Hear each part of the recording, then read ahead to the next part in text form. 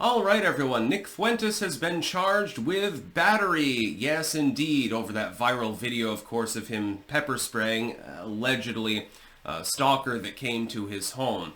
I'm somewhat versed in battery charges, as some of you know, and I think that the case is bullshit. He's going to end up skating in the end, maybe pleading to a lesser included or something like that, but I imagine he's going to get fucked in a civil lawsuit. Thankfully, I think he got like 20 Bitcoin some time ago, so he's probably good for the money. But I would like to categorically defend Nickfuentes. We've had our disagreements. He called me the goth Sean Hannity, which I thought was funny more than anything else. And we have debated a couple of times.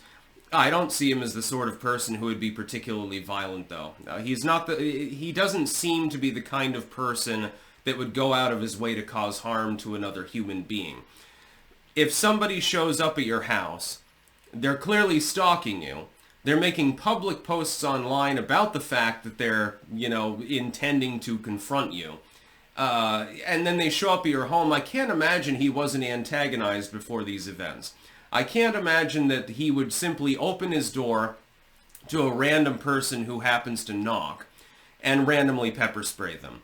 I don't think that's the full story. I think in Discovery, this is going to be very, very interesting. And some of the people that are throwing him under the bus, I think they're going to be eating crow, actually.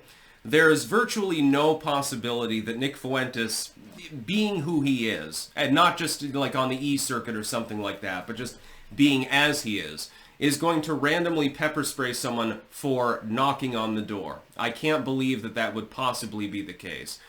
He seems like the sort of person who would be much more measured, and I have a feeling that this psycho chick was outside of his house throwing rocks or something for an extended period of time before he decided to actually open the door when she knocked or something like that. So getting that out of the way first. A lot of people don't understand in many states if there's any possibility that there's been a violent crime, a person is almost automatically going to be hauled in and booked.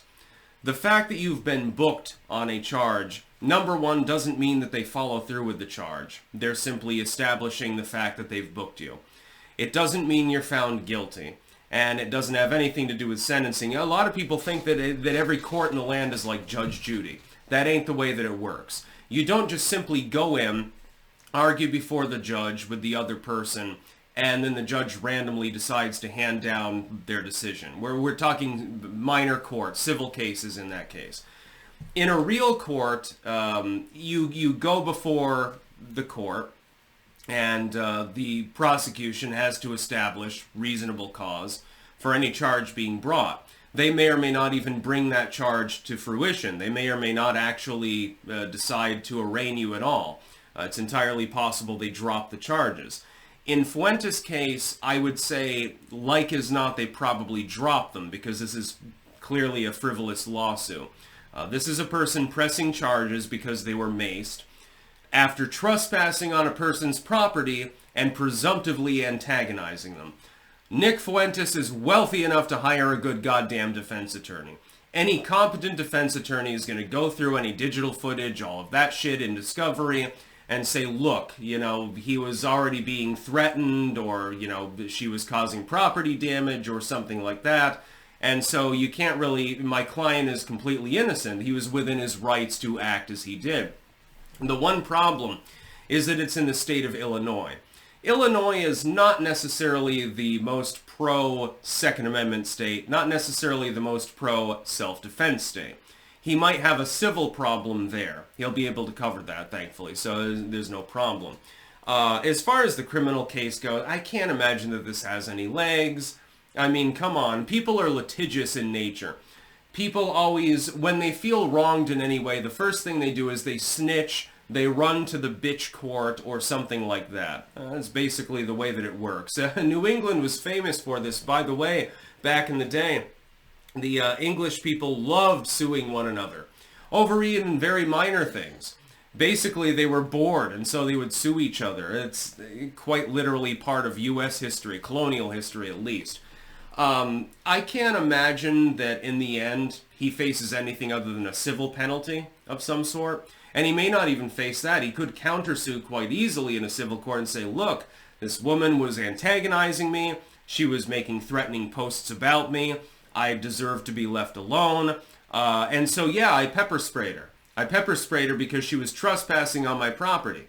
About the only thing I can think of in such a case that would be problematic is the fact that he seized her phone. That could be potentially problematic, but again, that would be more on the civil side. By the way, battery charge. What does that involve? Believe it or not, in most states, you can get a battery charge simply by destroying property. What would normally be considered destruction of property, if it's done under the right circumstances, can literally be a fucking battery charge. It makes absolutely no sense, and it's news to me, but apparently this is actually the way that it works. I know that it's the way that it works down in Louisiana. I know this for a reason. So I am Team Nickfuentes on this one. You do not have to agree with his basic ideology. You do not have to agree with all of his opinions. But he still deserves the right to speak. He deserves his day in court. I can't see anything on this goddamn video that would make me believe that he's a maniac or a menace to society or anything like that. Think what you will about him, but give him his fucking day in court. The court of public opinion is going to go goddamn apeshit over this. I mean, they already are. Nickfuentes, white supremacist, gets charged with battery. Nickfuentes, adjacent to Trump. This is literally one of the article headlines right now. If you look up Nickfuentes, Nickfuentes, adjacent to Trump, charged with battery. You know, what a violent man. He's an absolute terrorist and stuff like that. And they're spreading his fucking mugshot around and stuff like that. I can't see him doing anything wrong on the goddamn video. You've got a trespasser, you get a stalker. If somebody shows up to my house and they're stalking me, unless it's for the purposes of fucking me or something like that, yeah, they're probably going to be treated similarly. Not because I'm a menace to society, but I'm like, maybe my niece is there. Maybe my mom is there or something. I don't want them to get hurt. Yeah, absolutely, I'm going to take action. You know, you're lucky. Nickfuentes didn't shoot you or anything like that. He just pepper sprayed you. What are you fucking talking about? It took you like 10 minutes to recover from that. The only thing that he did wrong was taking the phone. I think he did that for evidentiary purposes, and so I would consider it justified. Under the law, maybe a little bit less so, but I don't know. I think that this case is fucking horseshit, and it's probably partially politically motivated. There's a reason why all the legacy media is crowing about it right now. Oh, Nickfuentes, the Nazi. Nickfuentes, the would-be Klansman, and it's stupid shit like that. Who gives a fuck? That's about all. Peace out.